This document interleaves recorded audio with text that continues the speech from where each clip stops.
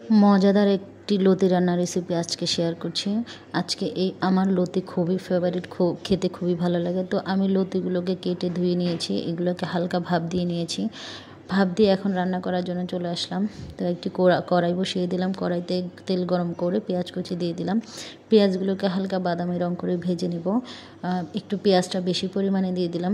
আমি যে কোনো তরকারিতে একটু পেঁয়াজটা বেশি দিয়ে আপনারা কম বেশি করে নিতে পারেন। তো পেঁয়াজটাকে হালকা বাদামি করে ভেজে নেব। আমি পাতিলটাকে চেঞ্জ করে নিচ্ছি, কারণ এই পাতিলটাতে লতিগুলো হবে না। তো আমি পাতিলটা চেঞ্জ করে নিলাম।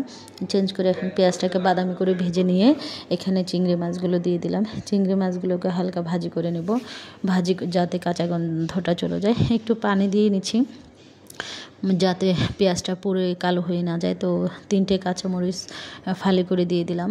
এখন একটু পানি দিয়ে ভালো করে মিক্স করে নেব। মিক্স করে এখন আমি মশলাগুলো দিয়ে দেব একে একে।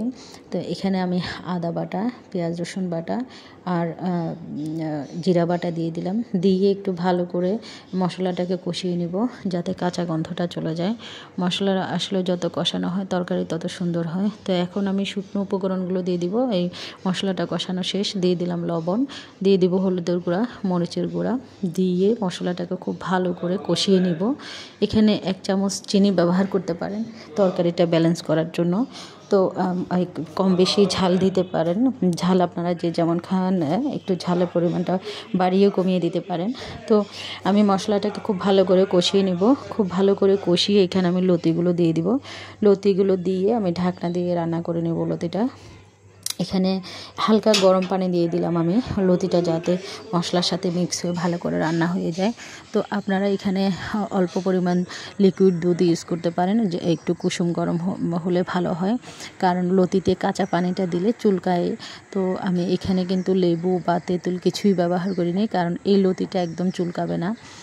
এভাবে যদি রান্না করি তাহলে লতি গলা ধরে না, গলা চুলকায় না। তো আমার লতিটা আসলে অলমোস্ট অনেকটাই হয়ে গেছে। তো আমি ঢাকনা দিয়ে রান্না করে নিলাম। এই যে কালারটা এত সুন্দর হয়েছে, আমি একবার নাড়িয়ে দিচ্ছি লতিটা। আমার এই লতির সাথে কিন্তু আমি আবার 3-4টা টুকরো সুরি শুটকি দিয়েছিলাম, যাতে মজা হয়। তো আপনারা অনেকেই হয়তো বলতে পারেন যে চিংড়ি আর শুটকি একসাথে দিলাম। আসলে এইভাবে একবার রান্না করে দেখবেন। লতিটা কিন্তু খুবই মজা হয়েছিল, খুবই টেস্টি হয়েছিল। আমি তো এই লতি দিয়ে পেট পুরে ভাত খেয়েছি। আবার দেখা পারলাম।